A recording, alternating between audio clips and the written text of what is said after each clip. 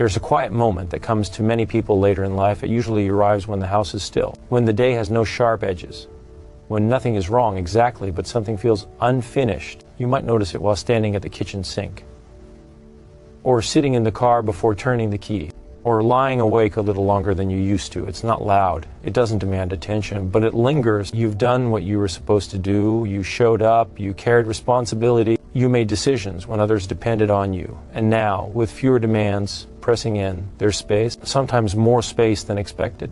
Some days that space feels like freedom. Other days it feels oddly heavy, as if something important is waiting, but you can't quite name it. People don't always talk about this part of retirement. They talk about schedules and plans. They talk about staying busy or finally resting. But beneath all of that, there's a softer question many carry quietly. What happens when no one is asking you to decide anything anymore? For years, life gave you clear signals, deadlines, roles, people counting on you. Even hard days had structure. You knew where you were needed. Then one day, those signals fade, not all at once, just enough to notice. You might fill the time easily at first.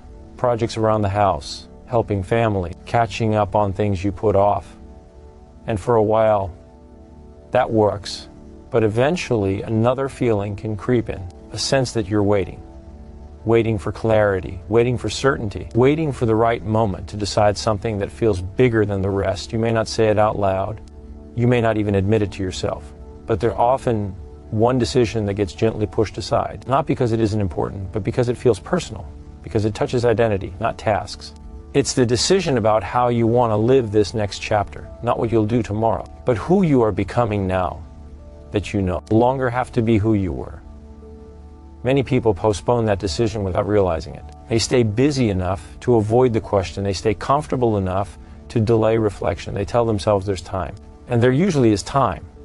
But postponing doesn't always bring peace. You might notice it in small ways. A restlessness that doesn't make sense. A reluctance to commit to new things. A feeling of being slightly out of step with your own days. You may wonder why motivation comes and goes. Why some mornings feel flat, even when nothing is wrong. Why you feel grateful and unsettled at the same time. These feelings don't mean you made mistakes. They don't mean you failed to plan. They mean you're human. They mean you're adjusting to a life that no longer defines you for you. For a long time, your value was visible. It showed up in effort, in contribution, in being needed. Now value is quieter. It doesn't announce itself. It asks to be chosen. That can be uncomfortable. Some people respond by trying to recreate the old pace. They overfill their days. They say yes when they mean maybe. They stay busy so they don't have to feel the silence. Others do the opposite. They pull back. They shrink their world a little. They tell themselves they've earned the right to step aside.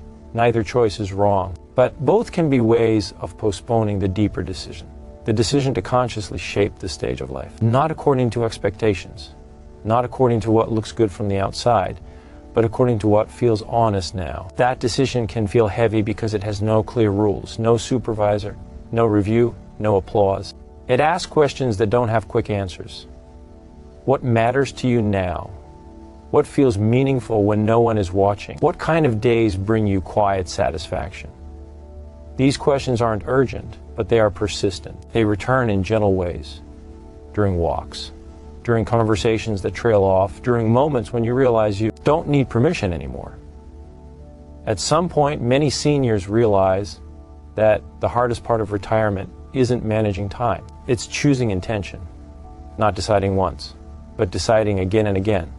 In small ways, with compassion. This is where the shift begins, not with a plan, not with a major change, but with understanding. Understanding that postponing this decision often comes from kindness toward yourself. You were tired.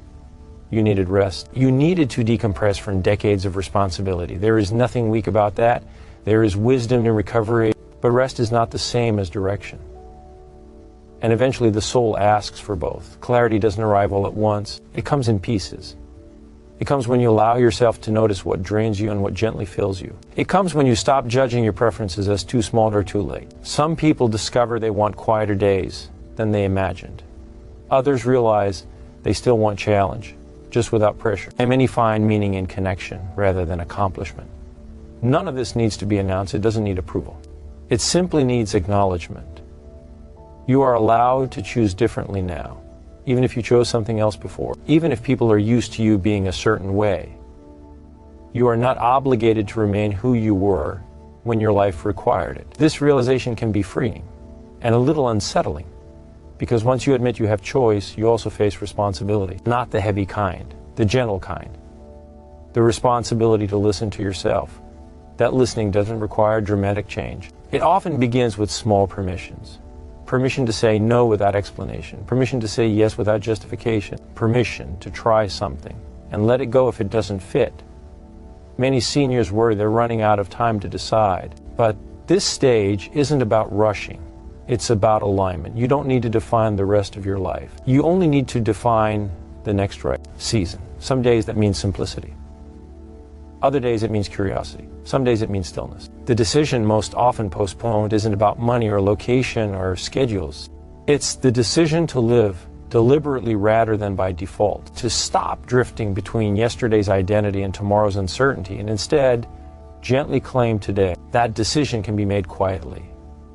In a morning routine that actually suits you. In relationships that feel mutual rather than obligatory. In activities that feel nourishing instead of impressive.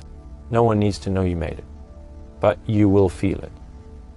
You'll notice a subtle easing, a sense that your days belong to you again, not because they're perfect, but because they're chosen. There will still be questions. There will still be adjustments. That's not failure. That's living. You are not behind. You are not late. You are exactly where reflection becomes wisdom. If you've been postponing this decision, you're not avoiding life. You're gathering courage. And when you're ready, even a little ready, you'll find that choosing how you want to live now doesn't close doors. It opens space. Space to be human. Space to change your mind. Space to be at ease with who you are becoming. You've already proven you can carry responsibility. Now you're allowed to carry meaning. And that choice, made gently and in your own time, has a way of bringing a quiet peace that doesn't ask for anything more.